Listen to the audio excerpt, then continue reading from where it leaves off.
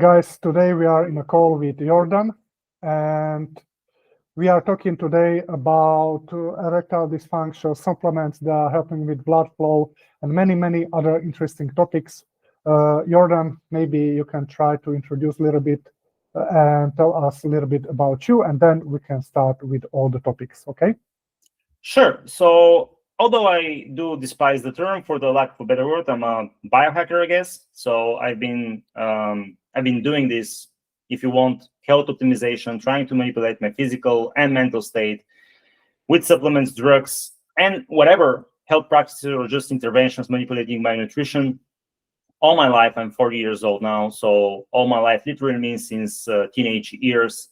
And during the last few years, I've been writing, I guess you can call it educational type of posts, mostly on erectile health and quality on Reddit. And that's how I probably that's how you got to know me through Reddit, probably, I guess, or you did you maybe... Through other guys, but also I have seen you on Reddit, okay? Yeah. So some of the posts. Yeah. If anyone has found me, 99% chance it was Reddit. So yeah, that's basically all I can say about me. I'm not a school scientist or anything. It's just a really curious guy who is in love with reading research and experimenting. Yeah. Generally, curiosity is something that always moves us forward, okay? So also from the curiosity, I think it was your post about that you tried like 70 different ED boosters or blood flow boosters. Maybe can you talk a little bit about this? So right, sure. So the experiment was I was really interested in different supplements. I've always been interested in many different supplements. I've bought way over 1,000 different only botanicals. It just forget about supplements that are marketed and packaged as a supplement, just raw botanicals and stuff like that. To increase, it started as a pursuit to see what can actually increase nitric oxide the most, because I think my view of erections and just vasodilation was a bit more simplistic back then when I started, just nitric oxide and nothing else. And the good thing is that these strips that I used to measure actually what the level of impact is, they're not actually measuring nitric oxide, they're measuring the nitrate level of in your saliva. Yes. So immediately I understood, all right, so I could take like let's say arugula or a beetroot extract, and it's gonna measure higher than, for example, L-citrulline. In reality, you don't know which one of the two, depending on the dose, of course, is gonna increase nitric oxide more. But what I figured is that I could use that as a proxy. So the raw measurements of different ingredients wasn't the main topic of my experiment. Yes, I measured over just raw, I think just single ingredients. I think I experimented with over 70, probably over 100. But what I haven't posted about, what the master experiment actually was taking, for real, way over 1,000 different compounds combined with just 25 grams of arugula. And it's always the same arugula, bought from Lidl. It's always the same arugula. It's always 25 grams. I would knew that on this strip that a pharmacy eventually produced for me, that on these strips, I'm always going to get just at this level of threshold, like a color. You get a marking to see where you are, your target, your threshold, you're too high. So 25 milligrams or grams of arugula is going to always get me into this threshold zone. So now, if I take something like, let's say, L-citrulline, it's going to have a sparring effect. Even though it's not going to affect direct nitrates, it's going to have a sparring effect on nitrates level, and I'm going to register higher. So now this is my proxy. The arugula I'm taking is my proxy, and anything else I'm taking, even though it could not affect nitric oxide at all, is gonna be a measure of how much nitrates I'm sparing. And there are papers on this that you have the conversion of extra nitric oxide back to nitrite, so it can be reused again, like a supply and stuff like that. So that was, I've never posted about this because honestly, the thought of making the post is scaring me, because it's going to be, I will probably have to work like 100 hours on this just to, or just post the raw data and let people just do whatever they want with it. But they're going to have like a lot of questions. So that was what I did eventually do. It took me 3 years. I did like probably 3 tests every day, because I have to wake up, I have to like do a test, see that I'm at the usual level, that it's not something abnormal, then get the arugula, verify that I'm at this threshold level now, and I know I'm going to be there for 2 hours, then take whatever supplement and see if I'm actually increasing or not. So that's how I uncovered a lot of different supplements that actually affect maybe nitric oxide, but you cannot just swear by it. Whatever it is, maybe it's a different mechanism that is actually sparing nitrates, but whatever it is, the end result is, if you're sparing nitrates, you're having a direct effect on vasodilation, so that will improve pumps in the gym, it will improve just better functional vascularity, of course, erectile function, and you can easily see when something is working. Yeah, nitrates generally are really good when we are getting older, you know. So, and the Right. nitric oxide synthase is not working that good. Okay, so, but I think it's really crucial even to restore nitric oxide synthase, because otherwise you have even more like positive effects. Okay, so but from your experience, I agree. what was your like top to go supplements, okay, from your experience? Arugula, I agree with you completely, because arugula is great. I'm using arugula every single day, Yeah. but sometimes it's really hard because you need to eat a lot, you know. I have seen in Italy, they have something like arugula extract, and it's working the similar, but it's really hard to get, okay? So I need to eat arugula. It's sometimes for me inconvenient, okay, but I have the same effect from pomegranate juice, for example, right. if I drink pomegranate. But for example, from these supplements, okay, what was like something that really surprised you? What was really surprised me was probably Schisandra chinensis is probably what really surprised me. That was something that I knew it had positive effect on eNOS and probably other nitric oxide synthesis enzymes, but it really surprised me that it had like a massive effect. I'm trying to think of other ones. Honestly, they were surprising back then, and now I'm just I just assume that they're just working. So taurine is actually that was surprising, because the direct effect should not be there. They should be. Yeah, because taurine restores MNRA of eNOS. Exactly. So it's basically restoring the function. Exactly. Magnesium actually works. Probably another surprise was so nothing is surprised in the sense that I never tested anything out of the blue. Like I always had a paper showing that it should have some sort of an effect. But L-theanine, for example, works really fine. And I never thought about the effect. The papers I was reading, it looked like this should be really mild.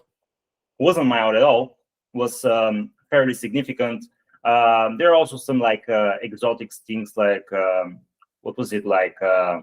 Now I'm blanking on the name because I haven't used it. Spilantes maybe, or something like that. Spilantes works for some extent. It was another Barlow's. You know the company Barlow's? Yeah, I know. Yeah. Well, what was it?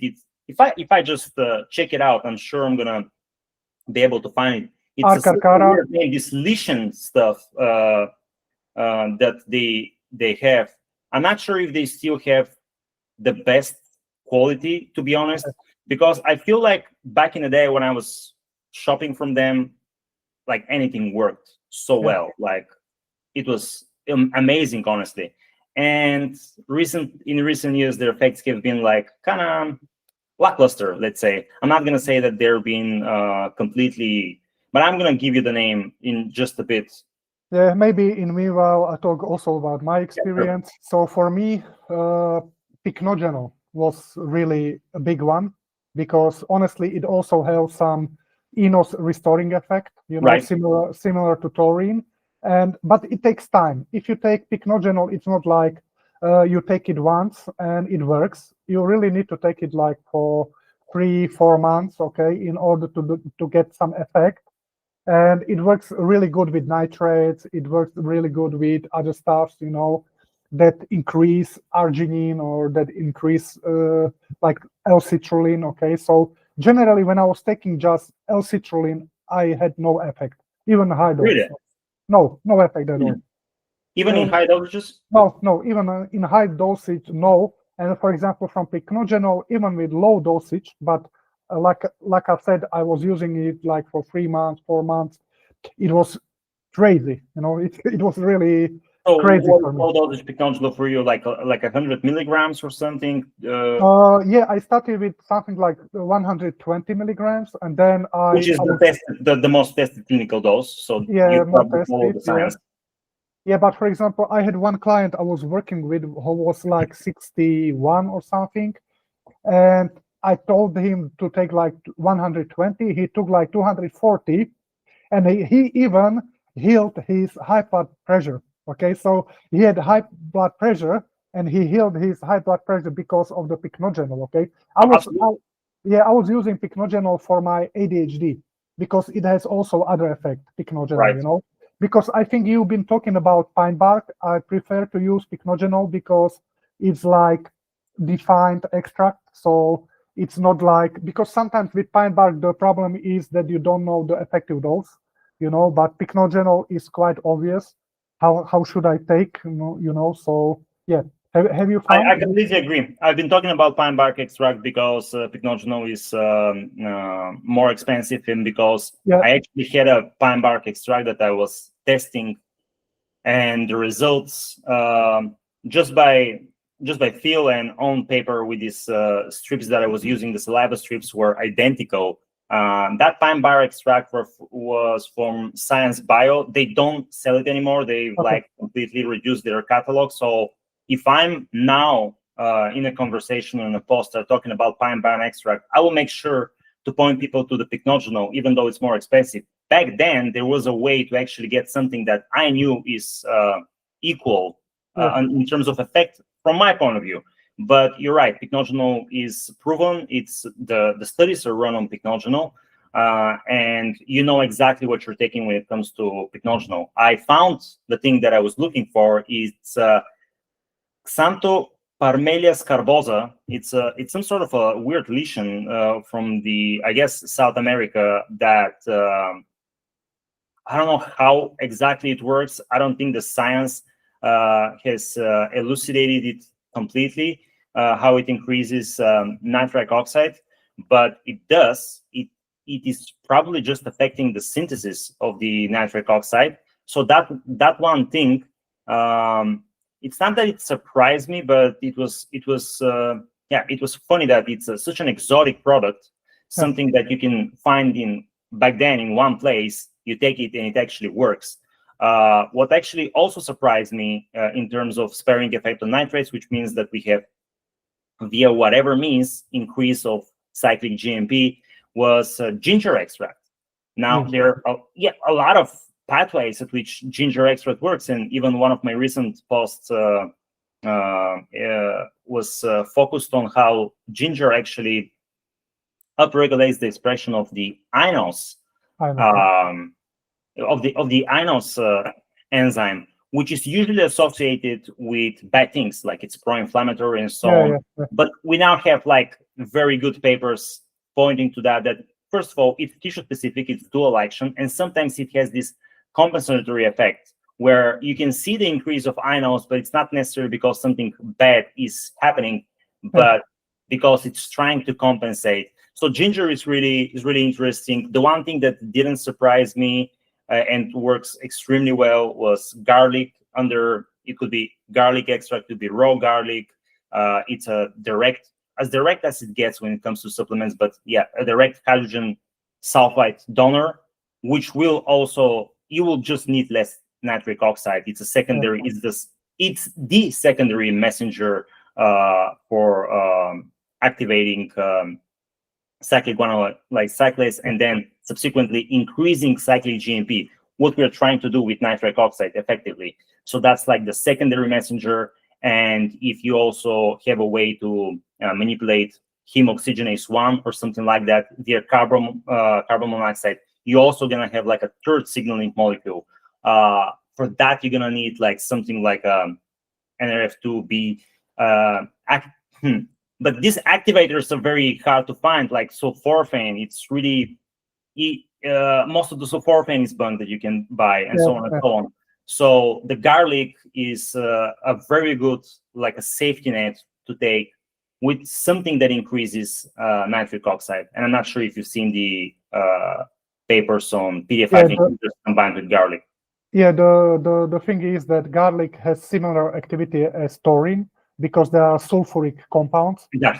You know, so they are supplement or supporting H2S pathway because you have H2S, you have VIP, adenosine, nitric oxide. Okay, there are several ways. Okay, so you are telling that if you want to use something from natural world, okay, so you probably will focus on Schisandra, yeah, or garlic. What Definitely else? garlic for the halogen 2 sulfide. What I meant with taurine that I was surprised is because when I was checking how much exactly taurine is contributing to halogen 2 sulfide or sulforaphane or broccoli or stuff like that, other donors, let's call them, or N-acetylcysteine, which is another one that is affecting the same pathway. I was kind of surprised that garlic just squashes them. Like, it's so much more powerful. Yeah. Taurine has the other pathways involved that you mentioned, but they're obviously enough to increase vasodilation as a whole. I'm not going to say nitric oxide. I'm going to say cyclic GMP. It is what in the end leads to vasodilation. Yeah, of course. Yeah. So, but for garlic, you are taking just extract, some kind of extract, or what type? Yeah, I don't enjoy taking like 10 grams of raw garlic. If I did, I would, honestly, because I love the taste of garlic. But it's just that I stink of garlic. Like for the next 48 hours, you're breathing it out. You cannot just skin everything. You know. So. Yeah, of course. It's too much. So yeah, I'm using all sorts of different garlic extracts. The best you can do is if you can find anything that is standardized for dialysis, for SAC or for this specific direct hydrogen sulfide donors. And I'm not sure why it's always Italian companies that are doing these extracts where they actually have like some like 30 milligrams. You get like 30 milligrams of diallyl trisulfide. This will be the best one. If you cannot find anything like this, I will just use the patented aged garlic solution.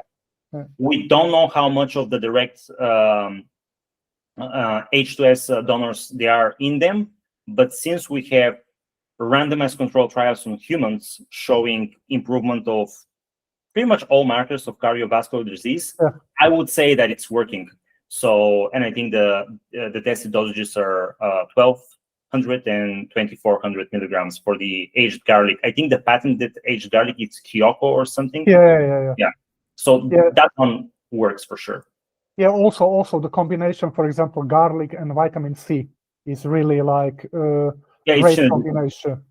Yeah, I remember someone on Nootropics Depot writing about this, like garlic extract with vitamin C, about this synergy that they have. And I'm not sure where he got it from. I guess he read something. Yeah, no. The thing is that, for example, you talk with Lucas from Busio Biology about BH4, okay? And I have several videos about BH4, and vitamin C is one of the things that can increase BH4, okay? So it means then better nitric oxide synthase at the end, okay? So I always wondered if that exactly is what is happening, because when we don't have the clear data about, for the combination of garlic and vitamin C is what I'm talking about. So I always thought if that is the pathway, but it is very clear that if you add vitamin C to garlic, you have a better effect. So I just took it as something that is empirical for me. It came from another person who swore by it. So, and you know about it now, obviously. So yeah, I usually combine them. Yeah, for sure. Also, for example, if you use like folate, okay, folate will also boost everything, okay. Even if you are using things like Viagra or Tadalafil, it will boost the effect because folate is also contributor. Again, BH4. And the pure BH4, because it exists as a drug, it's super expensive. It's just not. I don't think it's doable. I would love to use it regularly or stuff like that, and just not care about BH4, to know that, okay, I'm directly supplementing. Yeah, you should do everything possible to supply all the cofactors and coenzymes, so your endogenous production is intact. But also, I also like to have like a, how to say this, like it's the, you have the scalpel and you have a bazooka, and you can use them in different situations. But the BH4, if you use it as the patented drug, is just super expensive, and it's super hard to synthesize. It's very, so you have to use supplements for that. You cannot just circumvent the issue. Yeah, but yeah, generally there is a myth telling that, for example, older guys, they cannot revert like nitric oxide synthase, but it's, I think, bullshit. But it's mostly based on the problems with nutritional deficiency. Okay, they are low in folate, low in vitamin C, for example, and so on. Therefore, things like N-acetylcysteine, because N-acetylcysteine is just precursor to glutathione, okay, antioxidant. Okay, so even if you are low in mitochondrial functioning, like coenzyme Q10 is also great for vascular health. Okay, so not many people know this, even PQQ and so on. Okay, so there are many other things. Okay, so yeah, from natural, what else would you also consider? Like, really, maybe what would you consider as bazooka, and what you would consider as scalpel? Well, you see, if we're talking about nitric oxide, the nitrates are the bazooka, because they're gonna work. It's not like what is, you're gonna have to have some weird enzymatic dysfunction at the cyclic guanylyse level or something like that for the nitrates to not work. They're gonna activate SGC. You're gonna increase cyclic GMP. They are gonna work. You cannot just stop them. So that will be the bazooka. Now, it's going to be a bit laughable to call L-citrulline scalpel, because it affects many different things. But the scalpels for me are, pharmaceuticals. So, for example, there are many people that are using everything. They're using PDE5 inhibitors, nothing works. They're using L-citrulline. They're using 20 grams of L-citrulline, nothing works. They're trying everything, but even nitrates don't work that well for them.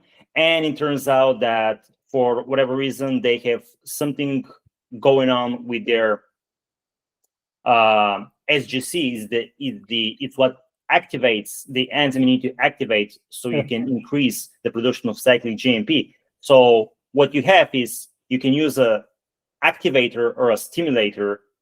There are now many activators there, and even the stimulators, it's only riociguat that is actually somewhat available. You can get it. There are people selling it, that they're compounding it from China. There are people selling it in India. I think Indian drugs are just very, I don't know, inferior. They're just not potent. I don't know why. They're just not. I mean, this is how you make quality. Yeah, of course. Yeah. But riociguat is something that is it's so effective, it almost cannot not work. I mean, it's gonna have an effect. Weirdly enough, an activator that I found is biotin. Now, the paper is in vitro, but I can definitely tell you it works. So biotin is activating soluble guanylate cyclase, and it's not gonna work super well on its own. But if you're taking it with other stuff, it's gonna have like an effect. And of course, with biotin, you have to be aware that it can affect different blood markers if you're running checks and so on. And other scalpels are some people, for, again, maybe lifestyle reasons, because they're not very healthy and they want results fast. I believe they can achieve results if they're committed for 6 months, 8 months, and be really disciplined. But they have very high elevated levels of rhokinase, which is basically a procroctile agent. It basically makes all channels more sensitive to contraction. Yeah. So a ROCK kinase inhibitor like Fasudil, the one that is available right now, is another scalpel that I'm using regularly. Have you used it personally? Oh yeah, like hundreds of times. I'm using it now almost daily. Yeah, but in small dose or not? I have used it in dosages up to 100 milligrams Fasudil without seeing anything bad. I'm very prone to low blood pressure. Okay. Fasudil and generally inhibition of ROCK or ROCK kinase shouldn't affect blood pressure much. So at 100 milligrams, it probably affects mine a bit, but up to 60 milligram, whether I take this at one dose before sleep or I don't know, before any activity, or if I just split it 20 milligrams 3 times a day, I get no drop of blood pressure. I feel completely fine. For reference, 2.5 milligrams tadalafil will make me feel just genuinely bad in every way I could measure, like very low blood pressure, Okay. headache, congestion of the sinuses, and I have a bad nose anyway, so I cannot afford anything congesting my nose. I'm not going to be breathing at all. Yeah. So that's another one that's my favorite Fasudil. I like statins. I know many people have a lot to say about statins, and there are real side effects that people should be mindful when taking statins. Just the average good they provide for most people, especially if they have elevated ApoB, is enough to justify the use. And I'm a hyper cholesterol synthesizer. My LDL and HDL are pretty much always high. ApoB is what I look at. It's at baseline. It's gonna be high with absolutely no reason to be high, with no intake of excessive saturated fat, with being around 10% body fat, with being super active, and it's gonna be still high. Same with my mom and so on. So I'll probably be on some sort of a lipid lowering drug from now on till forever. Probably it's gonna be a PCSK9 inhibitor in the future. They're so rare now. No. They are used a lot. I wanted to tell you that I can send you a link for a good medication because they have really great effect. Yeah, and if I can use, I'm gonna be honest, as a fan, quote unquote fan of statins and the effect they have on erections, because they have real effect positive on erections. I still not gonna use statins if I have access to PCSK9 inhibitors. And here in Bulgaria, you just don't have good access for that because they're basically side effect free. And you can use ezetimibe and stuff like that, but statins have direct effect on eNOS upregulation and AMDA. They downregulate it. So basically, the thing that mimics L-arginine is dysregulating your eNOS production. Statins solve that, so that's how they're beneficial. Yeah, the problem with statin is they lower coenzyme Q10 a lot. Okay, so for sure. That's my problem. That's my problem with statins. Okay, but you're talking about ADMA. Okay, so ADMA is another like antidote to nitric oxide. Yeah, so but honestly, what you can do, have you ever checked your homocysteine, for example? Yeah, mine's low. Yeah, low? Yeah.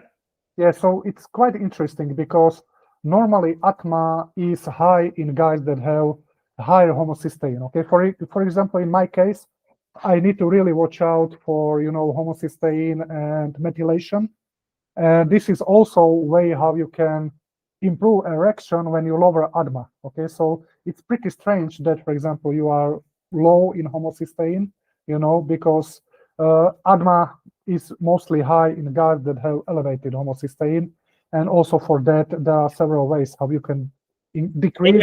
ADMA, with me, I don't think ADMA is an issue. I'm just saying how it's one of the ways in which statins can improve erections. Why they improve my erections, I believe, is via upregulation of eNOS, and whether that's going to be. We good? Yeah, be good. Okay. Whether that because I lost your video, but I'm gonna keep talking. So whether that's going to be via the direct enhancement of eNOS or even affecting the mRNA, which statins also do, but they also inhibit to some extent ROCK kinase. So that's also another way in which they improve erections. With ADMA, I haven't done any tests or anything like that. I don't think it's an issue. Yeah, and my homocysteine is low. I think I'm generally just a really healthy person. My health issues are involving just physical trauma and neck, back, and stuff like that. With homocysteine, there's so many good papers that it is clear that they're affecting negatively erections. And if you have high homocysteine, you have to account for it, not only for your cardiovascular health, but it's gonna affect erections. Without any doubt, you have to control for it. Why is your homocysteine need to be managed? Is it because of anti-FHR genes? Oh yeah. That's the problem. Which one is the one you got? What you mean? So there are a few different polymorphisms. Like some people are not really affected that much. Like 85% of they call it the motherfucker gene. 85% of them of people are affected. It's like there are 15% lucky people that are not really affected. Yeah. I don't know which one gene is it, but that's the problem with methylation in my case. Okay, so it's also affecting my estradiol, so I need to be a little bit careful about that. Okay, but honestly, I know how to lower it. Okay, and I see it. What are you using for lowering usually homocysteine? What's your go-to? It depends, because many guys think that, for example, you will take just, I don't know, folate and you will improve. Okay, it's not always the case. You really need to do like B12, folate.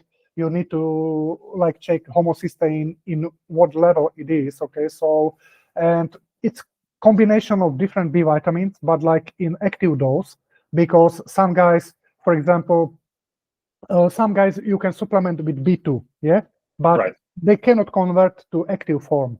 So you need active form. Otherwise, you will not get benefits at all. Okay, so even B6 for some guys, but active form, P5P, so it's helping. It's different. But for example, I thought that, for example, in homocysteine, that my folate level is low. Okay, but when I did the blood test, my folate is like 3 times over the highest range. But this is without you supplementing, or you already without supplementing. But I have good nutrition. Okay, I eat a lot of arugula, lemon peels, all these kind of things. Okay, so my folate is really high, but this is what is called folate trap, that your folate cannot be used fully because of the missing other B vitamins. And I have found out that my B12 is very, very low. Okay, so, and B12 is also contributing to gray hair and so on, so I need to, for example, supplement with B12. Even I eat a lot of meat, a lot of organs, and all these kind of things. Okay, so I'm not vegan, vegetarian, something, I eat a lot of meat. Okay, so I like meat. Okay, same. I eat a lot of meat for sure. With me, my B12 levels are high, but that's normal if you're eating a lot of meat. You say that even though you eat a lot of meat, yours are not. Yeah, so that's genetics. Just and with me, B vitamin is high. Not sure if it's because of that, but even if I take the methylated version, if I take B12, even in small dosages, I start getting like skin issues and stuff like that. You cannot tell, and maybe I don't have it anymore, but I had like a really bad rosacea, where you're like really getting really red. So there is evidence that extra B12 can exacerbate this. So maybe that's why, but yeah, I get like skin issues and stuff like that. So that's why I don't take B12, but I'm good on B12 from animal sources. I obviously can absorb enough. Methylfolate, I like. TMG, trimethylglycine, is another one to lower homocysteine. I actually do not take many of. I do it in cycles, because sometimes my homocysteine gets like too low, And there is a reason why you don't want it at 5 or something like that. So mine is like around 6 now, and that's why I'm gonna leave it. Yeah. Yeah, it's more than okay, because homocysteine is also great for like aging. You know, Right. it's another like marker for premature aging, homocysteine. Okay, and it's also not helping with neurotransmitters and all these kind of things. So definitely, from my point of view, under 8 is okay. Yeah, but Of course. Yes. over this number, it's not great at all. Okay, so yeah, let's also talk about other things. For example, that surprised you. So you are talking about. I never tried honestly any of these. I know about these drugs like riociguat and the fasudil. Yeah, but I never tried myself. Okay, so I cannot tell what's the difference. Okay, so you are telling that for you it has a much better effect, for example, like tadalafil or something, yeah, like that. Not than tadalafil. So, for example, I feel like most people would probably feel tadalafil, but there is a vast majority of people that they just do not respond to PDE5 inhibitors for different reasons. Because they don't produce enough nitric oxide, so they cannot activate soluble guanylate cyclase. Riociguat does that for them. It's extremely powerful. This is not a drug to be taken lightly. It's literally 0.5 milligrams of it can put you on your ass if your blood pressure is low to begin with. So you have to be treading gently. And what it's going to do on its own, if you're healthy, it's going to improve your reactions. But if you're someone who is struggling with ED and you're like taking tadalafil, sildenafil, and they don't work as well, and for whatever reason, adding like L-citrulline to that also doesn't work well. Now this is the game. Then riociguat will make a difference. It's not only me. I mean, in my Discord server, like people are now using it probably too much. I mean, I'm a bit worried because you find about some drugs, you write about it, and then like you got like 100 people on it, and you're like, am I gonna harm someone here? I mean, these people are adults, and I can only warn them so much. But still, it's something on my mind, and yeah, people are having it. It's pretty much universal that it works very well. And same go for fasudil. Fasudil is a much safer drug. I can assure people. Riociguat, you can maybe miscalculate your dosages, and you're going to be having really low blood pressure, having a bad time. At best, at worst, you might have an accident. You may fall down and stuff like that. So it's not something to be taken lightly, for sure. I'm not advocating for taking riociguat. I'm just always like, this works, this doesn't, and I just all I can do is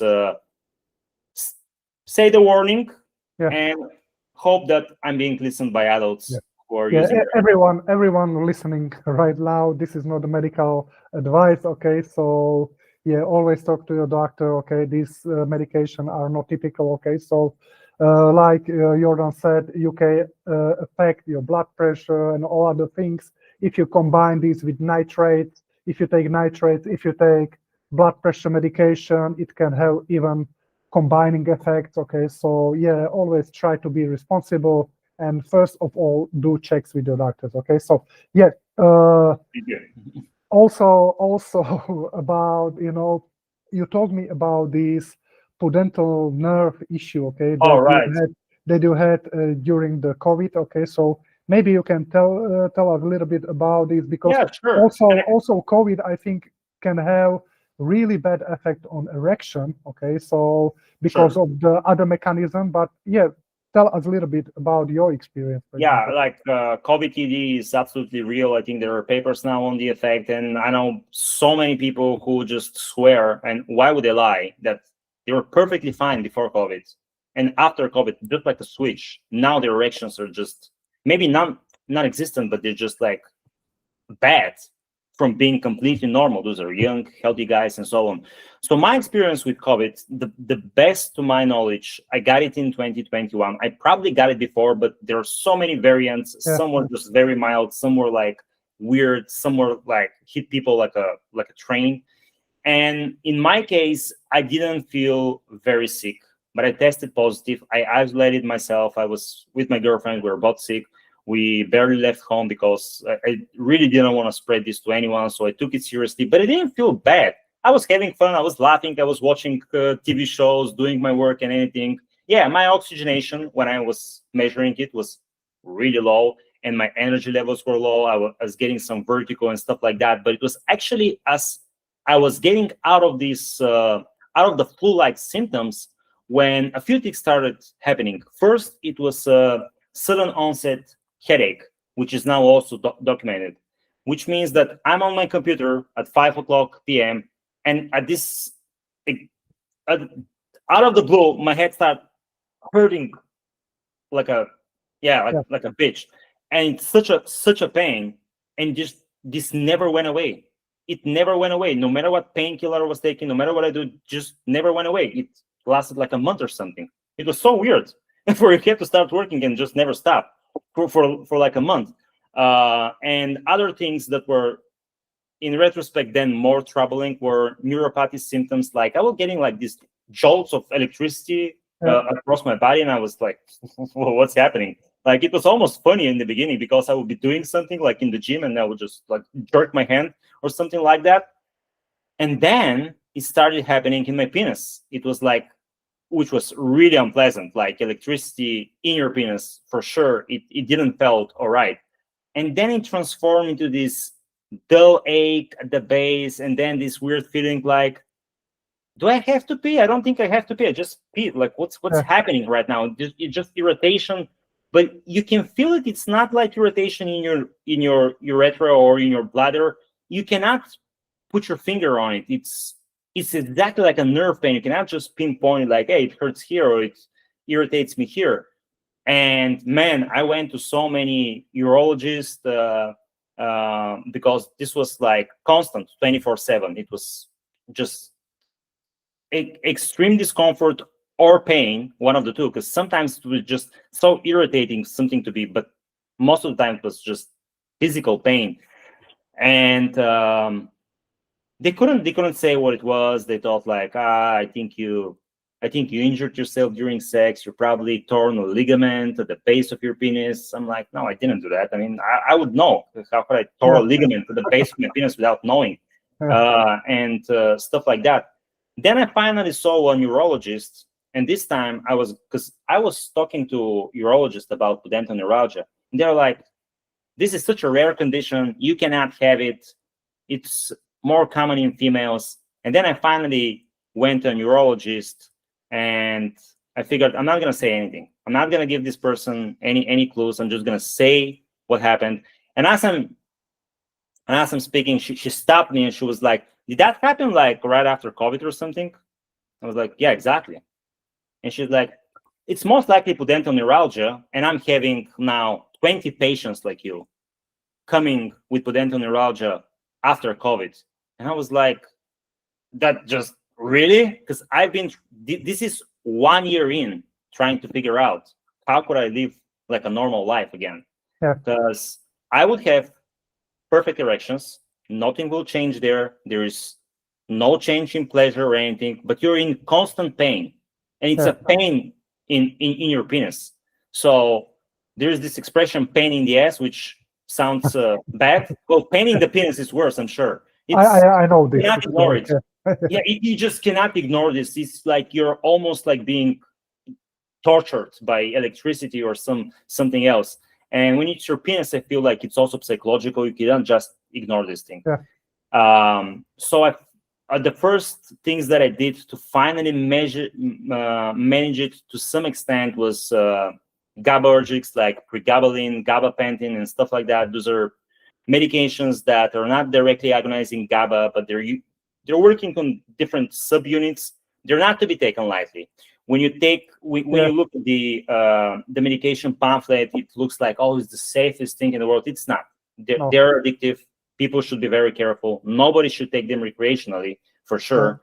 But they work to some extent.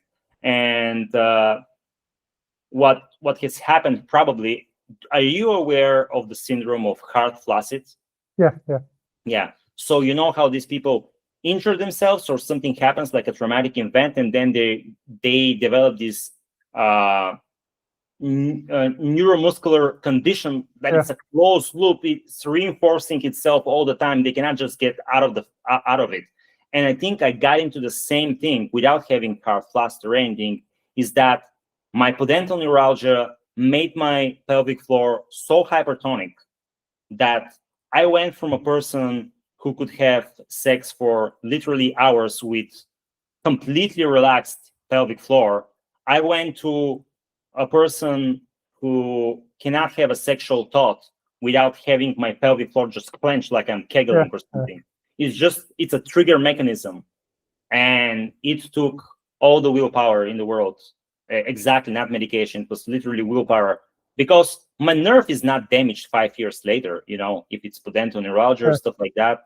My nerve is not entrapped. I'm officially diagnosed with pudendal neuralgia, but you can see that there is no entrapment of the nerve. So it takes a lot of discipline, a lot of relaxation tactics, pelvic floor rehabilitation, and so on for you to be able to get out of this condition. And I still have to manage it to this day. So, for example, if I do something stupid, like would it be, people could be like, sometimes people like to jerk off 3 times a day or something like that. Or you could have like, or ejaculate 3 times a day, because the ejaculation is what like really clumps up your pelvic floor. There is nothing you can do about it. You cannot, if somebody can ejaculate with completely relaxed pelvic floor, I don't know, he's probably a ninja or something.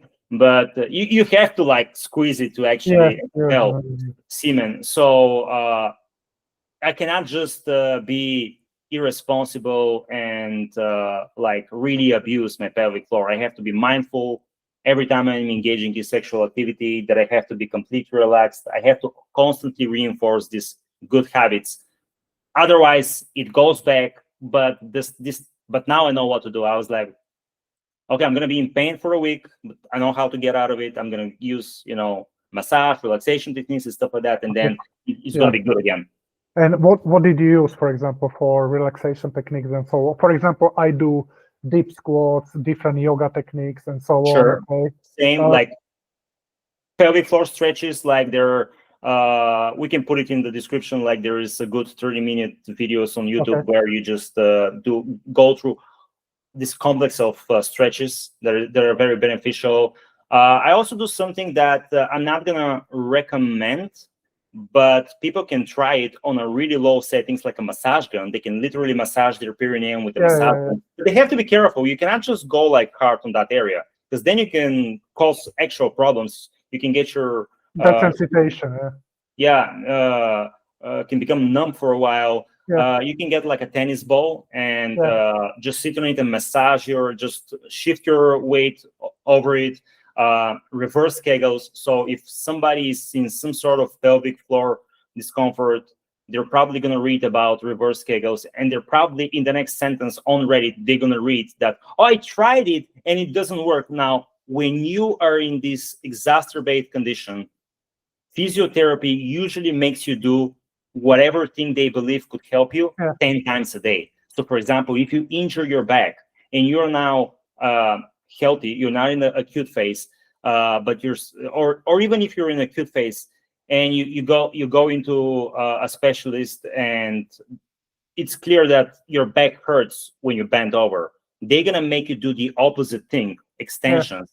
But they're not gonna tell you like, do it once a day. They literally tell you, I want you to do this 10 times a day, 3 sets of 10, no negotiation, do it for a week. And usually 80-90% of the people after a week, they're like, yeah, I'm fine. And then usually when I tell people do reverse kegels, they're like, dude, that didn't work. So how many times did you do it? I think I did it like 1 or twice a day for like maybe a minute. Now, it's not going to be like that. If you really want to relax your pelvic floor and you're one of these really sinister conditions where some sort of pelvic dysfunction, you have to be vigilant. You have to do it like all the time, just keeping your pelvic floor relaxed. Don't go crazy on massaging your pelvic floor more than once a day or something, or stretching more than once a day. That's not going to be helpful. But in terms of you consciously relaxing your pelvic floor, which is the reverse Kegel, you can literally do it all day. Yeah, but have you tried, for example, electromagnetic stimulation? Because you have something like this is like chair. You sit Yeah. on this, and it will like train your but whole pelvic floor, not like just Kegel muscles or just this one type of muscle, but it will train the whole muscle group. I Right. did it, and I can tell you, I could hold erection much longer. Okay, it was like Correct. So I have from the commercially available for to buy this type of machines. I have a Compex, that's the brand that are supposed to be like the high level stuff, and I use it for rehabilitation of my elbow tendons and stuff elbow, like yeah. that. But I never I never had the balls to actually put it on my pelvic floor. I thought about it. So Yeah. you're saying that it could actually be. Yeah, but this type of chair, urologists have in their practice. It's Oh, like, you're going to a facility for yeah, that. yeah, you're going to facility, and it's really like, you know, stimulating like 11,000 contraction per 30 minutes or something like that, you know, and it's strengthening your pelvic floor. Right. And then because it's also important that how your pelvic floor are strong enough, because they then can trap the blood. Okay, so once you have this strength, okay, you can keep erection much longer. Okay, so Yeah. So I think I'm having the opposite problem now.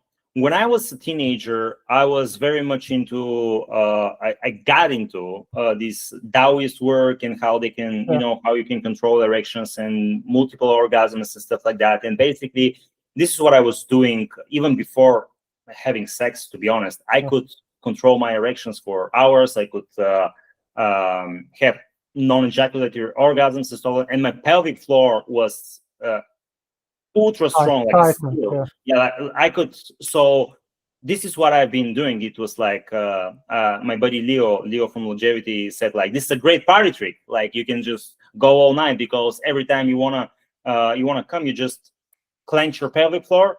You're gonna ride it out, you know, the feeling of orgasm, but then you're not gonna go soft. So that's what I was doing. So my pelvic floor was always super strong. I have only assume I haven't lost any strength now, because I'm during this period of pudendal neuralgia is what the nerve irritation is making you do, is making you contracting it more often. So I had to do the opposite, like relaxing it. But you're right. You need the strong pelvic floor to actually trap the blood. You need both. You cannot have weak pelvic floor, but you need strong pelvic floor that you can actually also relax. I do both. Yeah, do both. Exactly. I was in a position where mine was ultra strong, and I couldn't relax it for the life of me. I was just trapped in this condition where I'm constant tense. I could just like feel my perineum, and I would just feel it like it's like I have contracted a muscle. It was hard. It wasn't like soft and relaxed. Okay, so what about, for example, penile numbness? Do you know all these kind of things? Do you have maybe also advice here? I had genital numbness. I had maybe for an hour a day, and then it passed, and that's it. That's actually one of the things that doctors told me, that, oh, you don't have pudendal neuralgia because you would have numbness, and I just was so infuriated, because you could have both. It manifests in both. So I never had this numbness. I don't have much to share there. Would you say that most of the people you talk to that have genital numbness are people who have taken SSRIs, who have taken... Many can have, but it can have like different reasons. Okay, so right, of course, it can be anything from low DHT to low allopregnanolone. Okay, so also from SSRI use, it's quite often, you know, this genital numbness. I think increasing noradrenaline helps a lot, but noradrenaline is mostly also connected to heart flaccid, you know, because most of these guys, they have also higher tone. Yeah, they have higher tone of pelvic floor muscles. Okay, so many guys have this sympathetic tone, and it's like double sword, because if it's too low, then probably you have this numbness, and if it's too high, you can have, like, this, like, sexual, how should I call it, anxiety, and Right. all these kind of things, so it's always something in between to have everything fixed. Exactly, and I usually hate the feeling of high norepinephrine. So, for example, drugs that increase norepinephrine, I usually don't like the feeling at all. That just makes me racy, jittery, nervous. Like I'm ready to flip out on a switch. And I like lower norepinephrine states. Of course, norepinephrine is crucial for excitement, for arousal. You cannot do it without it. But if you have too much, then you're anxious, then you can get ED because it's too contractile. You can get premature ejaculations from too much norepinephrine. And yeah, it's a dual sword, like you said. And the people with the numbness and the dysfunction that they cannot go, dysfunction in terms of they cannot go, they cannot start going, they usually have, like, I agree, many of them will benefit from increase of norepinephrine. And it's clear that when I take, like, ADHD drugs that increase norepinephrine, they're like, oh, I feel like a teenager again. Good. It's not a healthy habit, but it's a good indicator of where the problem is. Yeah, I know guys, for example, then even if they take, like, higher dose of tribulus, they go like crazy, because tribulus can also increase noradrenaline. Yeah, so it's pretty well. It makes you a bit nervous. It makes you a bit on the edge. It gives you drive. That's why people like it to go to the gym. Noradrenaline. Yeah. This is enough with the tribulus. Even with the the Bulgarian tribulus, that is, in my opinion, the best you can take. The best. This is enough. This is enough norepinephrine for me. I don't feel awful on it. But if I take something like Dexedrine or something like a real drug that is gonna increase norepinephrine, that's awful, man. I mean, it increases my productivity, but it just makes me like the cursor is too slow. Everything is too slow for me. I just want to go, and that's a horrible feeling. I like to be relaxed. Yohimbine also is one of these things that can make. I like Yohimbine for many reasons. Now I cannot tolerate it like before, man. I mean, I don't know if you remember the Lyle McDonald stubborn fat solution, where he was recommended. Yeah, so Lyle McDonald, he had this like stubborn fat solution protocol where you're supposed to take what was it? I think it was 0. Whatever it was. I was 70 kilos, and it was 40 milligrams of Yohimbine at one go.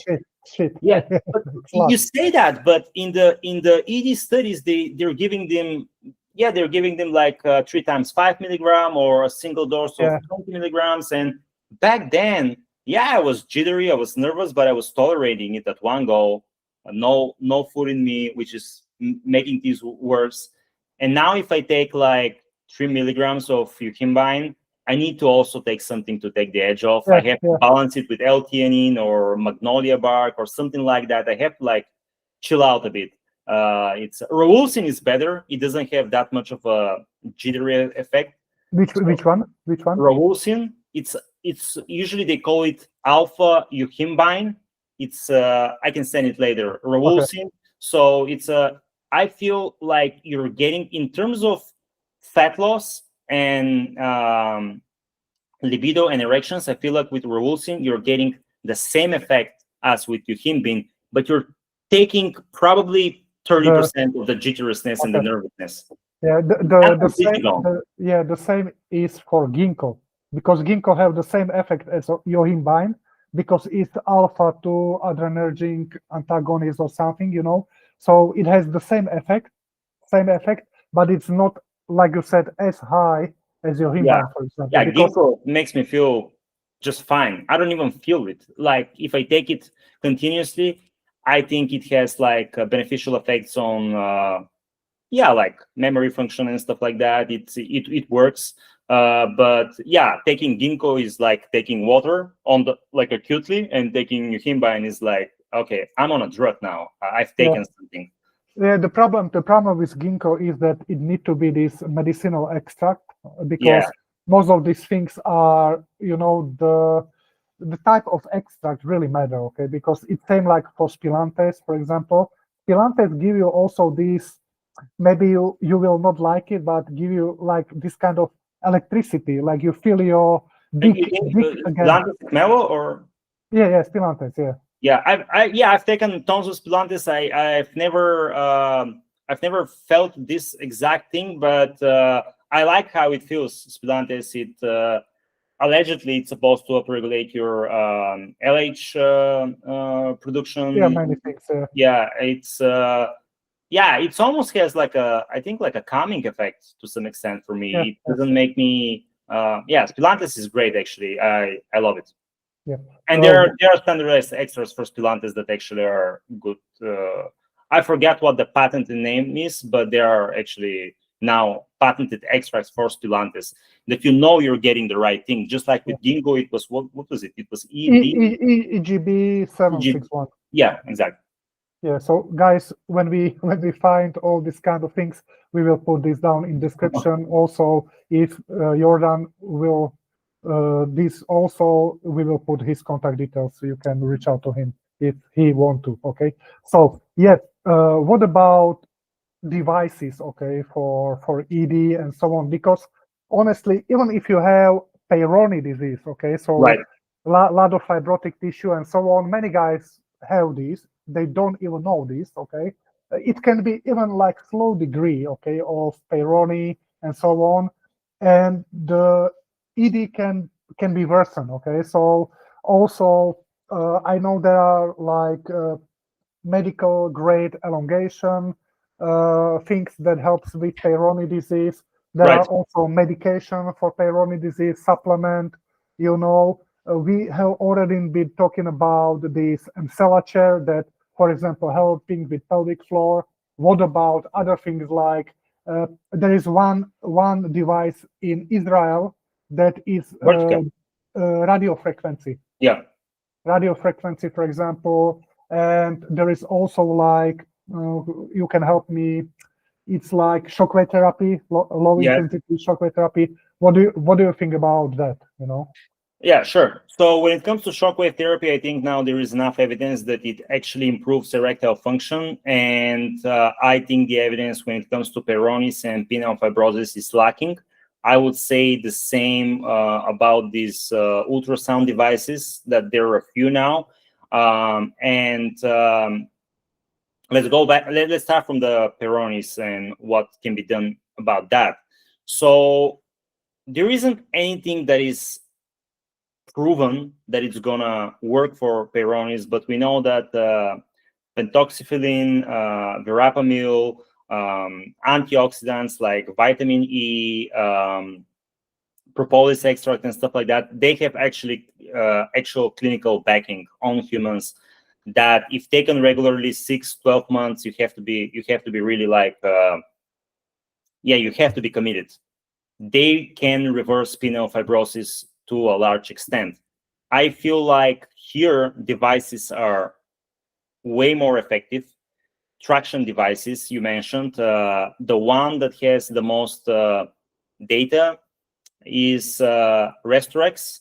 And the Restorex is a device where you can even manipulate it in a way like it's not only pulling it's not only pulling your penis from the base outwards, but you can actually put a bend in it where the plaque is. So it's going to break up that plaque by stretching it continuously and continuously.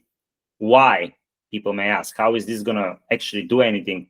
Well, this traction, this tension you're applying via mechanical reduction signals, it actually sends signals for ECM turnover, for increased ECM turnover. ECM is the extracellular matrix. This is what all connective tissue is made of, even the plaque and the fibrosis. So you're basically upregulating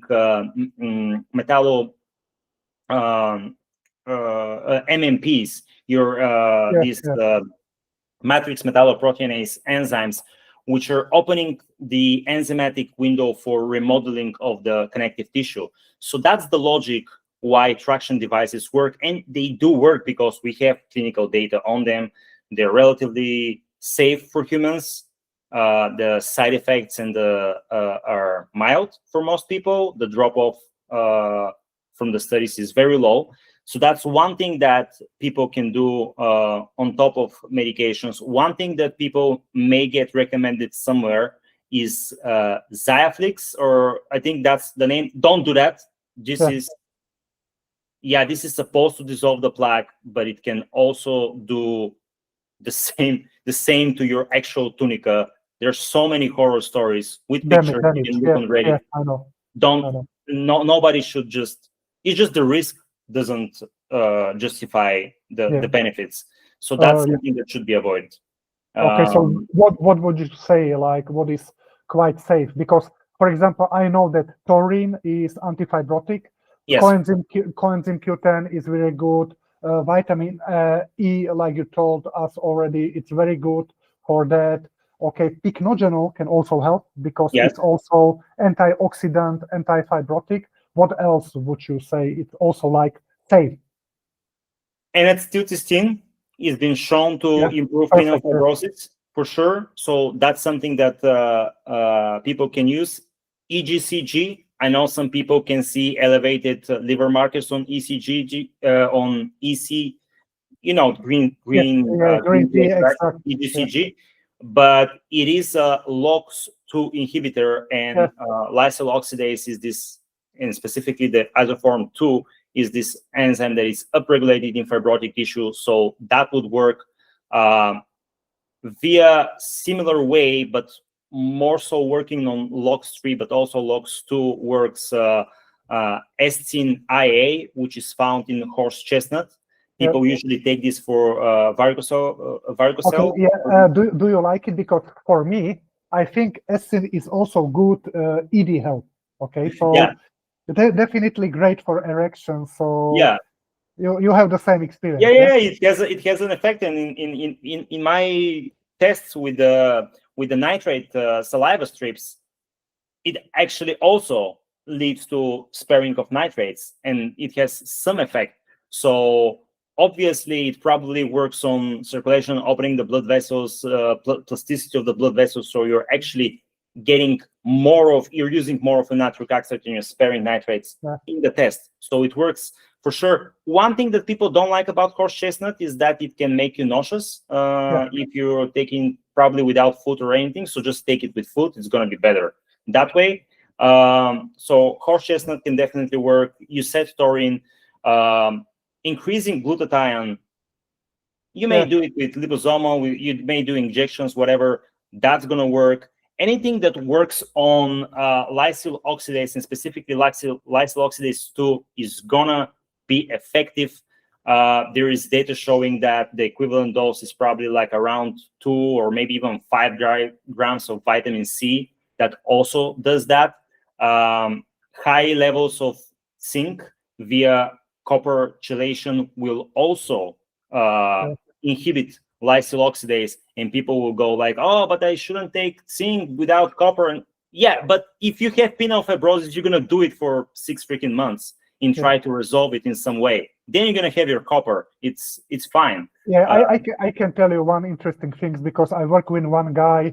I will not tell the country, but exotic country, and this guy has one specific genetic mutation, and he need to take like 150 milligram of zinc. Okay, so it's high enough, to chelate copper and all these kind of things. And he did the blood test, and the copper was okay. For me, copper is more I am afraid of than zinc. With zinc, the only problem is it can block in higher doses 5-alpha reductase enzyme, and generally I don't like anything that blocks 5-alpha reductase, because I was there. My DHT was extremely low, so honestly, I'm pretty careful about some of these supplements. You have your experience that has jaded you into messing with your 5-alpha reductase. That's absolutely fair. I'm glad you said that story, because I specifically went out of my way to talk to nutritionists, to talk to doctors, and I always said like, hey, you guys are recommending zinc to so many people. Some of them are taking high levels of zinc because they're athletes, and so on and so on. Have you ever seen anyone with low copper and nobody ever said yes. That's amazing. So I think if you have low copper, it's not going to be due to zinc, but some sort of genetic deficiency, and then you're going to have to supplement with copper. I think the whole thing, always take copper with zinc, it's way overblown. That's it's not something that happens so easily in real life. If I'm taking high amounts of zinc, I would be most worried about inhibiting aromatase, because I've done the experiment and I can actually crush my estrogen, which is not fun at all.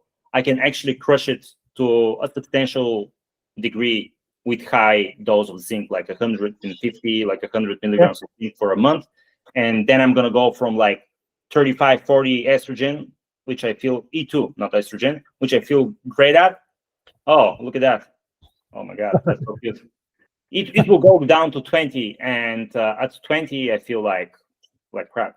Yeah, but you took like higher doses. Yeah, for me taking like 25 to 50 milligram is still okay, because like I told you, my estradiol is a little bit on the higher end. So for me, how much is it right now, do you think? Estradiol, yeah. Yes. How 35 or something. 35. Yeah, you consider this high end? For me, 35 is perfect. Yeah. Yeah. For what me, what is your testosterone like? Naturally around 700. 700. Without supplements. So 850 to test with 35 estrogen. For me, that's like perfect as it gets for me personally. But everyone is different. And you said 25, 50 milligrams zinc. That's not gonna crush anybody's estradiol, so people should be good taking that amount. Yeah. The problem is that, for example, the higher estradiol, the better libido for me, but the erection quality is not as good. So I see this pattern that even guys, for example, that have estradiol like 50, 60, they have venous leakage. Okay, so many doctors will tell them that they have some blood vessel issue or something, but the main problem is that their estradiol is way too high, and this is causing venous leakage. Okay, so it's not always the problem with your blood flow, but mostly also with hormones. So. Estradiol can directly inhibit blood flow, and at the base of the penis, that's proven. It's high. It's exactly what you said. The higher it goes, libido usually just goes up and up and up and up and up. But then at some point, you cannot use your equipment for that. You're going to develop some sort of ED. And the lower it goes, it's fine to some extent. And then all of a sudden you crash and you have no libido and you have no erections. So you have to stay in a normal dosage.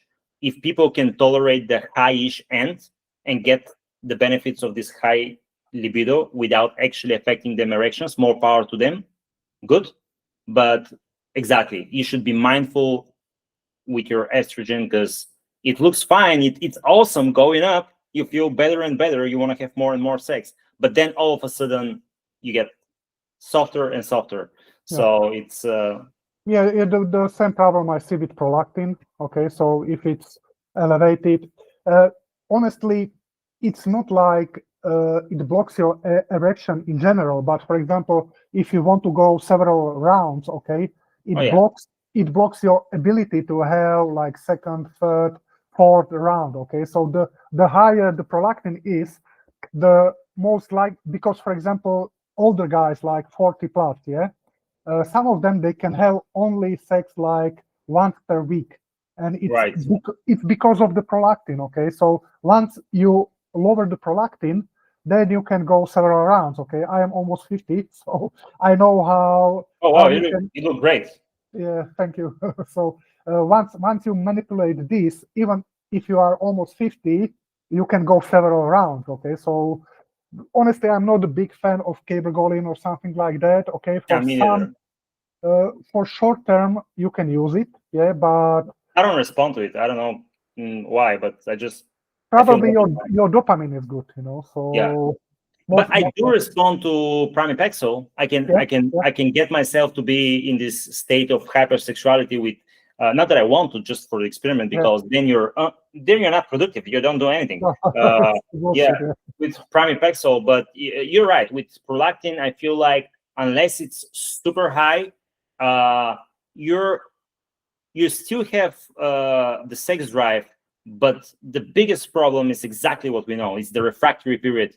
Yeah. You have sex, you ejaculate, and then it's going to take you a few days before you want sex again, which is not optimal, especially for a young guy.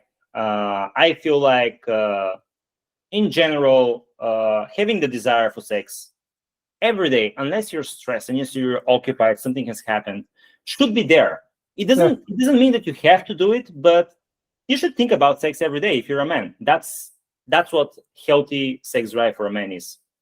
Yeah, definitely. Yeah. So prolactin is also a big libido killer. Okay, so it's absolutely, not. I always manage it. I always manage it. I don't leave it a chance. I keep my prolactin lowish to average at best. I don't take any chances. I take P5P, I take L-tyrosine, and for nootropics effects and stuff like that. So yeah, I always try to. And Shisandra actually also lowers. prolactin. Not many guys know this, but Shisandra lowers, like, because you can have elevated prolactin from different reasons. Okay, and one of these reasons is cortisol, and Shisandra is blocking the effect of cortisol. So it's really good, really nice thing. How much of Shisandra are you taking, or you are not taking right now? No, I'm taking it intermittently. Usually it's usually the extract is gonna say like a certain percentage of Shisandrin. Yeah, I think that Nootropics Depot is 3%, I believe, or something like that, and 500 milligrams of that is very good for me. Okay. There is another one, a really cheap brand, Ostrovit, it's called. It's a Polish brand. Yeah, Polish brand. Yeah. I think their supplements are great, man. I mean, they're super cheap. I'm not promoting them. I have nothing to do with them. They're just. I have home some of them, you know. So yeah, I have like probably 200 bottles of different different stuff from Ostrovit. Yeah, and honestly, they don't even give me discount for making huge orders. I know. No reason to promote them. Trust me, they're not good at what they do business-wise, but making supplements, they've nailed it. Yeah, their extracts work. Their maca works, by the way, because maca, for me, it's very hard to find maca that I actually like and that actually have an effect on libido. Their maca works, and if you haven't taken their Shisandra is probably better than Nootropics Depot, in my opinion. It was perfect for me. And maca works for you, because for me maca is, honestly, I don't like, because once it makes me like super responder, you know, high libido and so on, and then suddenly it kill me like for 2-3 days. Okay, so I don't understand. Yeah. So wow. So I don't know. For me, maca, it has like, you know, a different action, you know. So, but for you, it works like yeah. But to be honest, the most promoted, I'm not gonna say promoted, the most liked, because I believe people are genuine. The most liked maca is this maca team guys, and I don't respond well to their stuff. I don't know what it is. It's tinctures or whatever, and the stuff from Ostrovit I like. The Nootropics Depot had this maca extract, and they had like this basically a huge advertisement campaign that they nailed it. They got the maca extract that works, that doesn't cause gastrointestinal issues, because the owner Paul had notoriously been very, very badly harmed by maca because he loved it so much. He was always taking maca. And the product basically flopped. Nobody liked it, but I do. I think the product is also great. It's maybe you have to take double or triple dosage of the cap, but it's high macamides extract, and for me, I like it. It's subtle. It's not like a wow, I can't believe I cannot control myself. But it's just enough to, if you're already healthy, sometimes just a bit that's enough, like punch, you know. Yeah, but it was like just for libido, or also for erection or something like that? Just libido. I don't think it affects my erections at all. It's just for desire. It also kind of relaxes me a bit, because it's FAAH inhibitor, which kind of like makes anandamide more accessible in your brain and stuff like that. So you're kind of like in a more relaxed state. The way, agonizing the endocannabinoids receptors relaxes you. That's how inhibition of this FAAH enzyme does the same. That's one of the few ways we can get more anandamide because it's so short acting and we cannot get much of it. Yeah. Also, regarding these devices, okay. Maybe I heard a lot of positive effect on radio frequency. Okay, this one device from Israel, I never tried. Yeah, I have it here. Yeah. Yeah, the Vertica. I have it here. Vertica, yeah. And yeah. So when I read about the Vertica, well, anything that improves erectile function, I'm naturally I gravitate towards. Even though, if I may say so, my erections are perfect. But I'm also into this mode of what can make them better, what can preserve them, and so on. And I was fascinated by the technology. It looked really good. I talked to the company. One thing that I don't like is that, and I'm not promoting them in any way, for sure, it's a very expensive device that I cannot just recommend to people without having enough evidence that it works for most people. They don't even know how it's supposed to work. So I read the data, the papers on radio frequency, and it seems to be like some sort of collagen remodeling is happening due to radio frequency. That tells me that older gentlemen and people with maybe penile fibrosis should benefit from the Vertica. That was my understanding. So I bought the Vertica almost with the idea of, it leads to collagen remodeling, allegedly. I'm going to use it before I use a pump or something like that. So I should get like a better effect in terms of like penile cellular. And I think it would have worked. I injured myself, actually. It made the tissue so malleable that you could visibly see that so I'm going to be using I'm using the Vertica as intended, and then I'm directly going into the pump. And I can see, like, even in minute first, that I'm getting like expanded. With this particular cylinder I was using, I was never filling it out completely. I got stuck even the first time. I couldn't even get out of it. So I was like, oh my God, this works. This is like a great hack, like the Holy Grail. But at session 2 or 3, it was very early on, I developed some sort of a pain at the side of my shaft. And I think maybe I strained something, wherever it was. I was like, no, I'm out. I'm not going to risk absolutely anything. I'm not going to do anything if it causes any pain, any discomfort. Weirdly enough, the level of pain was low, but it lasted for months. So that scared me straight out of using this device in this particular way. I have used it since, and I can tell you the same thing from these first few sessions, just using it just solo, and that's it. And it has this effect. Imagine my erections at 10 out of 10, all right? And then it takes them on another level. You're literally waking up with painful erections that sometimes don't even go down, because especially if you have good nocturnal erections. So that tells me that if that effect is to persist, I would be like a willful non-paid promoter of the device. But honestly, it lasts for like 2 weeks, and then I feel like I'm going back to baseline. So maybe it's the heating up something.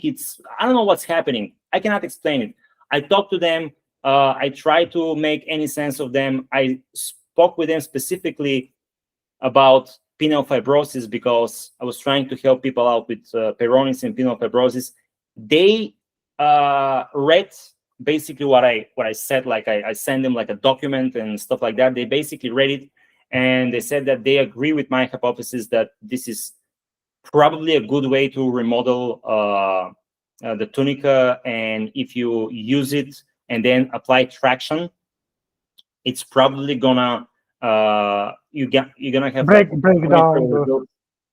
You're making the tissue more flexible, and then you apply traction. So for Peyronies and penile fibrosis, they do agree with me personally, but they will never state it on the record without having actually tested that this is actually, in combination of traction, could be a real game changer modality. Yeah. Also, you mentioned like vacuum device. This is also one way how to improve erection. But most guys, what they will do, they will overdo it. Okay, so Yeah. they use it a lot. They use wrong pressure. They use wrong device and so on. Okay, so they do more harm than good at the end. Okay, so Yeah, you should also have a gauge so you can check the yeah, pressure you're using. It is now sort of established that probably 8 inches of mercury, which is around 20 centimeters of mercury, but most gauges are in inches. So 8 inches of mercury should be enough if you use it regularly to elicit some sort of girth enlargement over time. It's not gonna be something, guys. It's not gonna be overnight. It's not gonna be something insane. But if you're persistent, you can achieve these results. Here's the thing, though: if you go down that route of pursuing penis enlargement, I'm gonna state it confidently that it's not a matter of if, it's a matter of when you have some sort of injury. That injury for most people will be very mild. It's gonna scare you shitless, and then you're gonna be fine. But when you injure your penis, it's the worst thing in the world. It's I know. your whole world just crushes upon you. And I can confidently say that I have never spoken to any single person of the probably thousands that I have engaged in penis enlargement that have no injuries. No injuries. The injury could be mild. It could be a skin thing. It could be a blister. It could be the mildest thing possible. But it's not a matter of if, it's a matter of when you're gonna have some sort of injury. So that's all I'm gonna say. And I'm gonna say also that size is overrated. If you're average, if you have a good erection, you have nothing to worry about. If you're a young guy that you think you have to compete with porn actors, that's nonsense. You don't have to. You can please a woman perfectly well with what you got. Yeah, generally, even if you increase the blood flow and erection, your penile tissue will be looking bigger, So Yeah. definitely that's the number one advice you can give every guy. So boost your nitric oxide, improve your erection quality, and your dick will look definitely bigger, because also for all the guys, they are using the size of the penile tissue, because they are losing the possibility to have proper smooth muscle functioning, nitric oxide, all these kind of things, So, and they can prevent penile shrinkage when they increase nitric oxide and all these kind of things. Exactly. And you mentioned to me the better way to use a vacuum erection device is these lower pressures of maybe 4 to 6 inches of mercury pressure in a, if you want to do it in a pulsatile manner, like intervals and so on, but like 10 minutes daily, 5 minutes daily, or 10 minutes every other day. This is going to oxygenate the tissue, especially if you're an older gentleman. That's a very good maintenance. It's very safe. Nothing's going to happen to you. It's where the higher pressures and doing it for 30 minutes and doing it excessively, this is where the problems could arise. But that's a very good practice. It's something that I will probably do for life as I'm older. Just lower pressure, just to preserve it. But I'm going to do a lot of other things, nutritionally and everything, just to preserve my erectile function. And you're right. I think most people just don't have optimal erections, man. I don't know why. Even young people, they just don't know what 100 out of 100 is. And sometimes someone will take, let's say, Viagra for the first time, and they will say, "Oh, I'm bigger." Yes, this is what your actual size is. What you're not just seeing. You forgot that this is your size when you were 18. So if they do what you said, if they optimize nitric oxide, if they optimize their health, they're not gonna feel the need that they need to be bigger, because and especially when you're hard as a rock, it's the best feeling in the world, and you don't need much else if you are on the average side. It's more than enough. Yeah, it's more for the mindset, so you are confident. If you are rock hard, you are definitely confident. It doesn't matter, like you said, if you have like average, penile size or something, it's okay, because that's the number one reason people also want to increase the size. It's not because they think that they cannot be enough of a man if they're average, because they need the confidence. And it's so weird. It is so. Would you believe that most of the people actually do it for the locker room? They just want a big look in the showers. This is the dumbest thing I've ever heard in my life. I mean, who cares? Who cares about the flaccid size or something like that? Or some guy told me like, you know what, man, I'm whatever size. He was big, but my flaccid is small. And sometimes when I'm with a woman, we get naked and I'm still flaccid, and that is so shameful for me. So I'm gonna start this whatever crazy routine of injecting prostaglandins into his penis. And this is your legitimate reason that your flaccid is not your optimal, to your liking size. I mean, this is, but you can say that you're legitimately big when erect and you have no erectile function problems, and you're gonna basically risk fibrosis by doing systemic injections of prostaglandin into your penis. That's just insane. And I feel like social media or whatever has put such high expectations on young people that I personally think it's insane. Before I went live, I just talked to some people on a Discord, and they were legitimately telling me that if you're average height, you have to do limb lengthening surgery. I'm like, why? Because if you're average, you're invisible. I'm like, what is this? I mean, has any of you had a class on logic? If you're average, you're average. Average doesn't suck by definition. You're not, you don't suck. You're average. Average.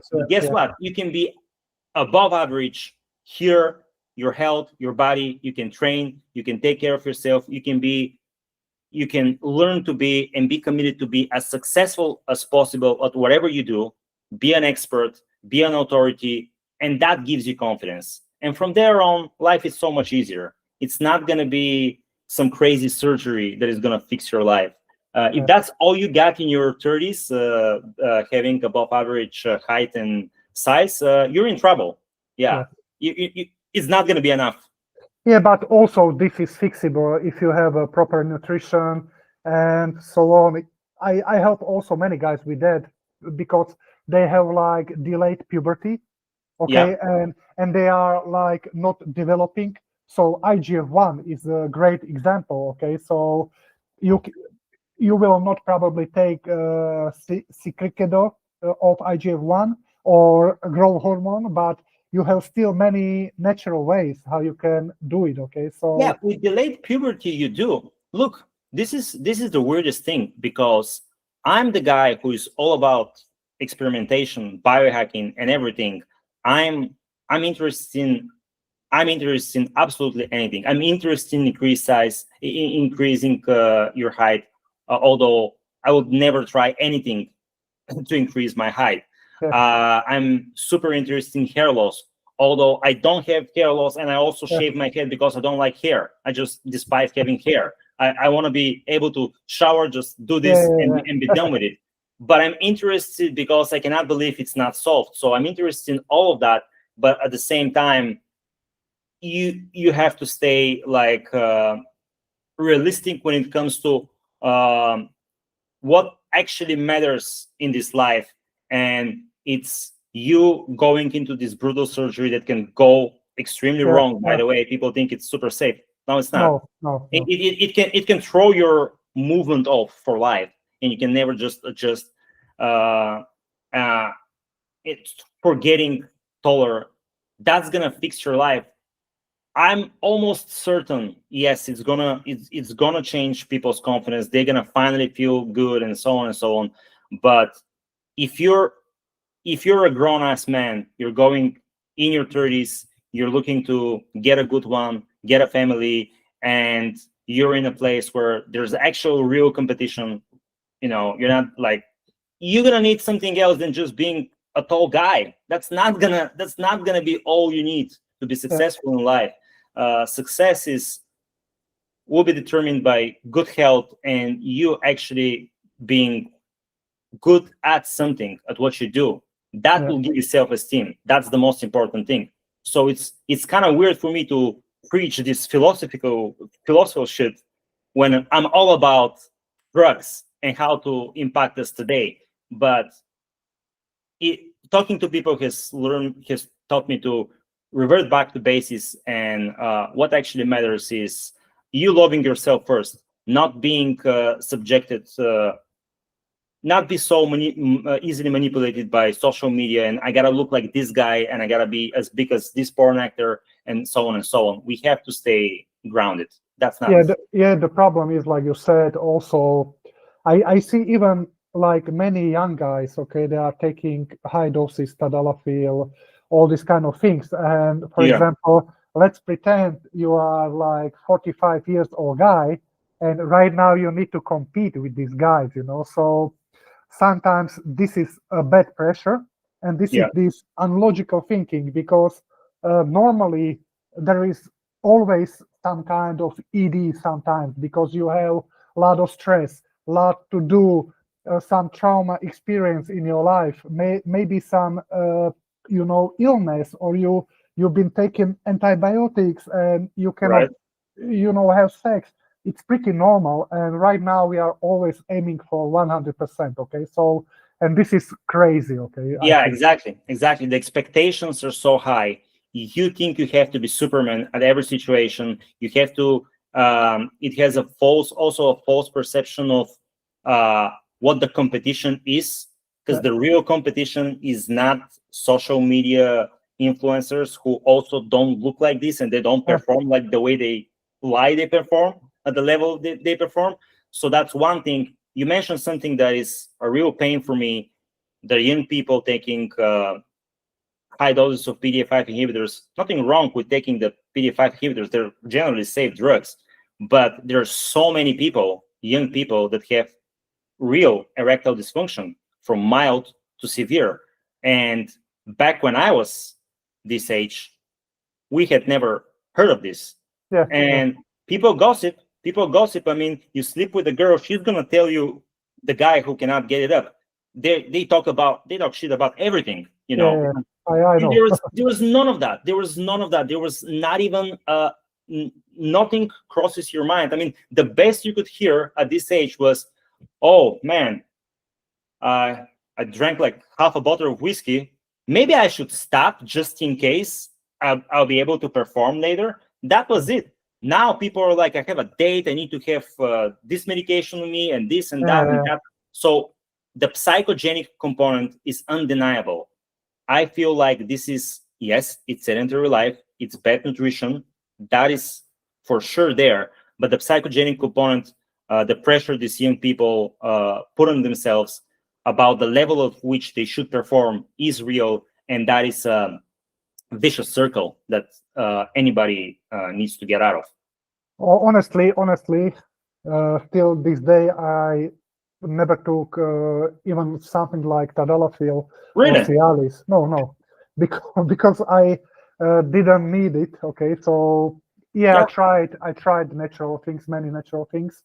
Okay, so I already know what's working and what's not. Okay, so even once in my lifetime, I had something like sexual performance, but it was like anxiety. Okay, I have too high libido and I'm too stubborn to to get into my head. So I was always able to perform. Okay, but I think this sexual anxiety is also affecting a lot of guys, and right now they are also dependent on these drugs like tadalafil, Cialis, Viagra. And honestly, I think over the time these drugs will also worsen their erection. Okay, so because they will lose effectiveness, because what I have understood, that when they inhibit PDE5 rapidly, also the nitric oxide will goes down.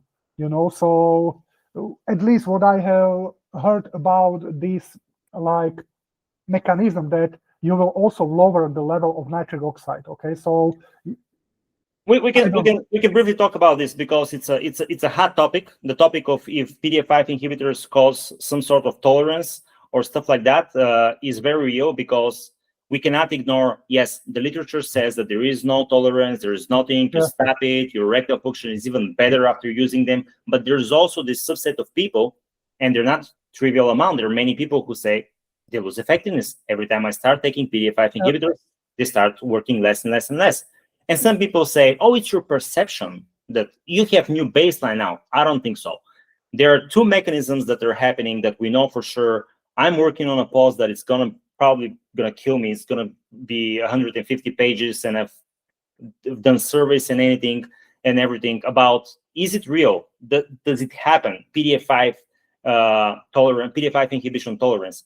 And there are a few papers that are pointing to taking chronically PDE5 inhibitors should upregulate PDE5 mRNA expression. That, I think, my personal opinion, is nonsense. I've investigated the literature deeply. I've heard it said on a few places. The Marek Health guys recently said it, which I respect very much. I think those are two brilliant individuals. They're way more intelligent than me. But on that part specifically, the in vitro data that they're reading is not sufficient to make such conclusions. And even I think the papers themselves point to another thing.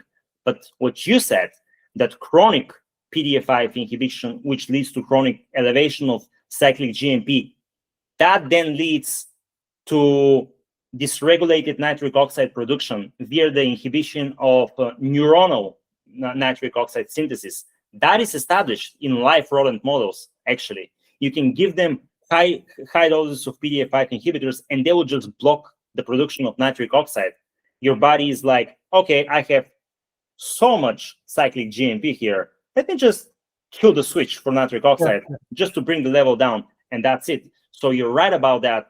There's another thing that is not connected to erectile dysfunction literature, but it also points that chronic elevation of cyclic GMP leads to the increase of reactive oxygen species. Basically, probably this is what many people are experiencing. They're now in a state where the reactive oxygen species are so high, they are inhibiting the production of nitric oxide as well. So now they say, like, well, they don't work like anymore. So maybe anyone taking PDE5 inhibitors should taking care of good health, good nutrition, good health practices, taking antioxidants and stuff like that. But at the same time, don't take more than you have to. Also, you don't at least don't take chronic high doses.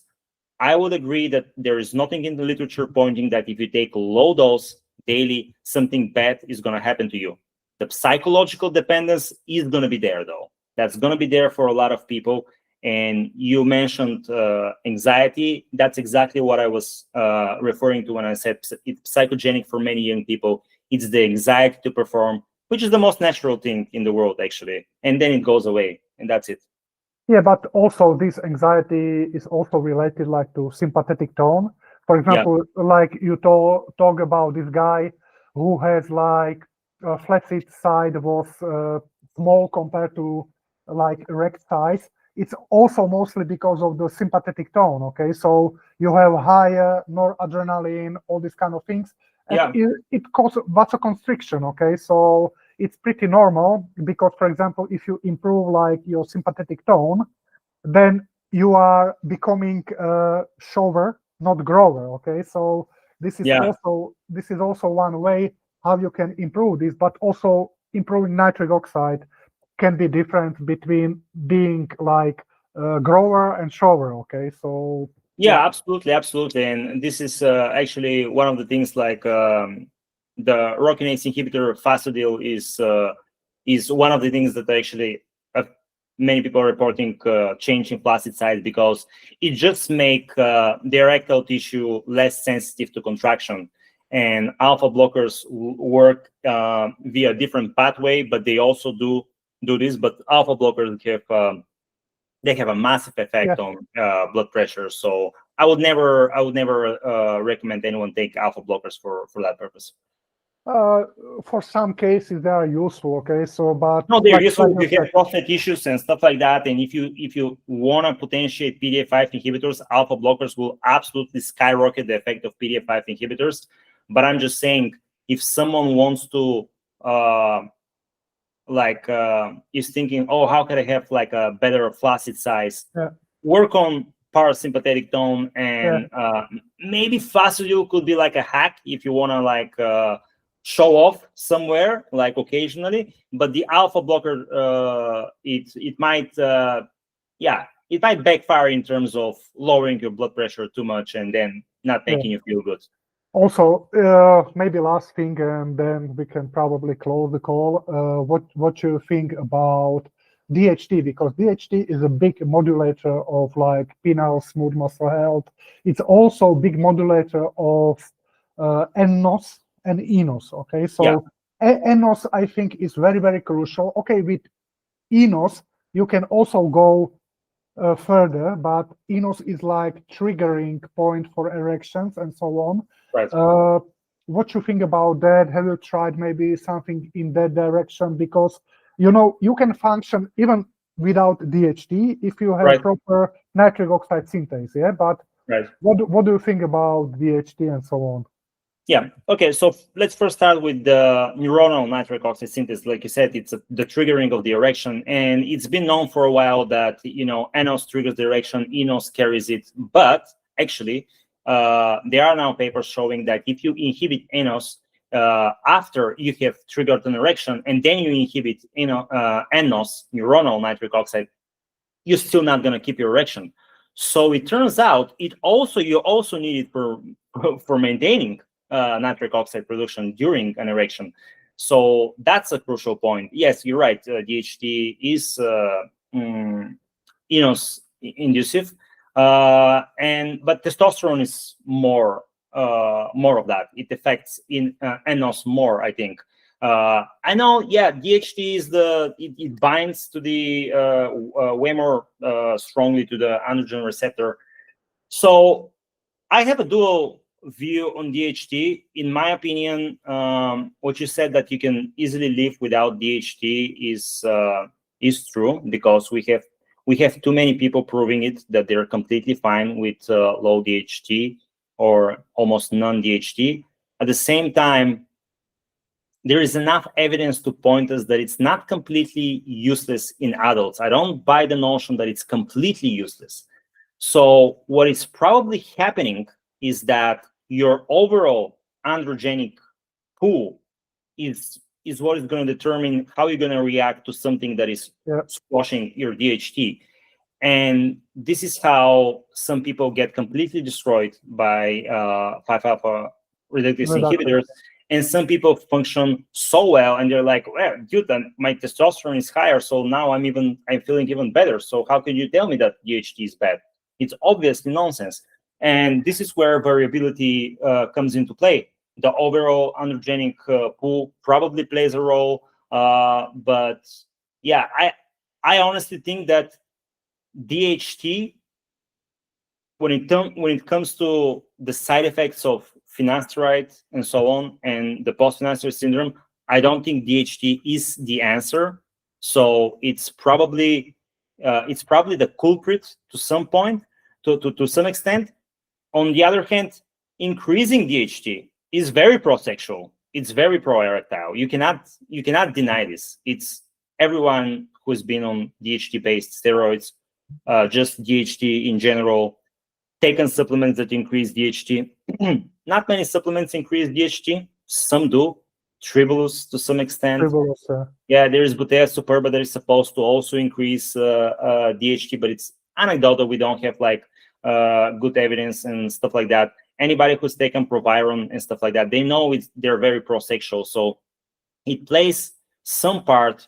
I'm not of the camp that we should absolutely squash it and never even think about it. Yeah, whatever. And I'm not on the camp that you cannot function and you're not a man if you're inhibiting DHT. I think the reality is that we vary for whatever reasons. We don't know the exact genetic differences why people get so affected by lowering the DHT. And is it DHT, or is it maybe not maybe, it's probably neurosteroids related to a large extent. Yeah. Is this your opinion, that neurosteroids are the driver of this post-syndrome?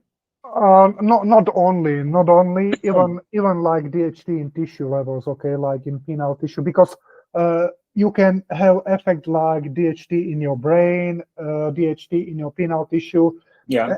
Everyone is hit differently, okay, so that's the problem, okay, so everyone is hit differently. And regarding DHT and testosterone, okay, recently I had few guys that reach out to me, and honestly they have very high testosterone, okay. The only problem, they all had ED. The only problem was one guy had almost like non-DHT in serum, okay. Was he on medication? Yeah, he tried finasteride, yeah. Okay. So he tried, but only for a short time, yeah. And the second guy also very high testosterone. You would tell that a guy should not have any issue, okay. And for example, DHT, even if it was in normal range, the problem was you can also have these 5-alpha pathways and 5-beta. 5-beta are less androgenic, okay, and this guy has like less 5-alpha or almost no 5-alpha. Yeah? So definitely testosterone is not as good, because, for example, if I work with some guys and they have like 300, 500 testosterone, but their DHT is good, they have no problems with erection. Okay, so, and also you need to understand that we can keep erections with dopamine, we can keep erection with proper nitric oxide, and we can keep erection even with DHT. Okay, so if you have at least something from this one, you can function. You will probably not function like you said, like 100%. Yeah, but it will be okay. It will be okay. Yeah, but as you get older, for example, older guys, yeah, they are missing nitric oxide advantage. They are missing dopamine advantage. Okay. and also there are low levels of DHT, okay, so therefore you will like increase the possibility of having ED. Yeah, so I think we share pretty much the same opinion, that the less optimized you are, the more it will matter your DHT. It's not of no importance. I'm against the notion that it matters not for an adult. I think that's I think that's nonsense, to be honest. It does matter. At the same time, even though levels of DHT and increasing them could be very prosexual, could be very proactive, that doesn't mean that for this specific person, him inhibiting it will definitely result in lower quality of life and manliness and erections. It may not. There are too many genetic variabilities, and especially if you look at the effect of inhibiting 5-factor reductase on neurosteroids, we now know that there is this different, there is change in methylation and so on and so on. So maybe in a few years, we're going to probably be able to run tests and be like, oh, you don't touch your DHT. You're the person who shouldn't touch your DHT. You can get away with it. So I'm in between. Personally, I would never lower it consciously. I would not do it. Just to be on your side, I'm optimized. I'm not sure if me messing around with this system is not going to affect me in a way that I may not able to reverse. Now, I'm not going to overreact and say that nobody should do it. I'm not going to overreact and say that 20% of the people are getting sites. No, it is clear that there are the percentage of people who are getting side effects from finasteride is higher than what the science say. We know how the studies were conducted, and they were like doctors to a bit. But at the same time, we have to be mindful that the minority is very vocal, and you can go on Reddit and be left with the impression that if you touch this medication, you're done, you're dead, it's over. It's not like that. Many people take it and nothing happens to them. I would personally not risk it. This is a personal choice. I would never tell anyone that they should never touch it.